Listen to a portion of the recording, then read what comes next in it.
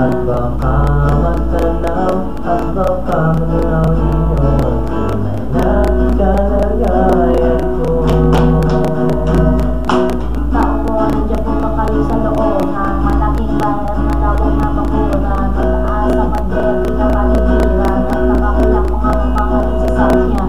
Mga batayan laging bulong ang bulong, wala namang kasalro, marami ang nakabaro. Lumakas pa ng tulan ay walang bulong ang bubong, mga batang pichara na yung nilalang.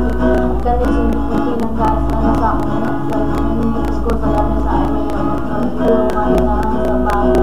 Sabi pa nila ay ito na rin matatagpuan. Taon na lupa may-ari ng isang upuan na kung pagkakataon pinag-aaluan. Kaya naman hindi niya pinakakuwal at kung makita ko naman siya ay ang sisigawan.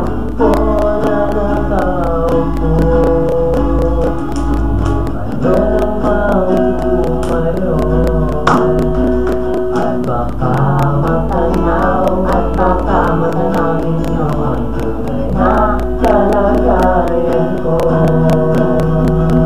Mawalang galang ng mga sa taong nakaulo. Alam mo bang matahan ng bigas namin ay dinuno at dilinaw bahay namin ay tinitangin-tangin. Pero sa atin ay sobrang bilis at nagpunaw na kaya natin kaya bihin lumang ilagay sa ilong may pinakululugin sa lumata ko rin ulit-ulit. Gamit lang ng panalunan na alagay sa step na nasusunod ko sila na umagay ang ang aking inay na may kayaman ng isang kalit na nagagamit lang ako ng sumuyo. Pero walang parin, walang natulog kasi super ka beses sumaghapon pagkakalihin. Di ko alam kung talagang maraming harang o mataas lang ang bawat unang bubulag-bulagin namin po kayo. Kahit sa dami ng pera nyo, wala nung tamang pagkalit ng matalo kaya. Wala na tao ko,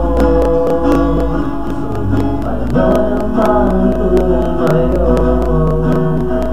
At baka magtanaw, at baka matanaw ninyo ang tunay na kalagayan ko.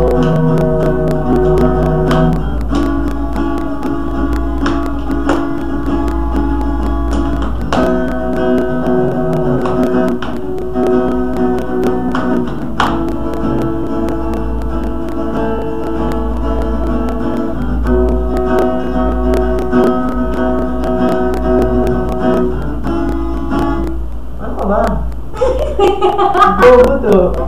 Hindi na ako makakanta. Oo, bumalik ka na kasi. Huwag kang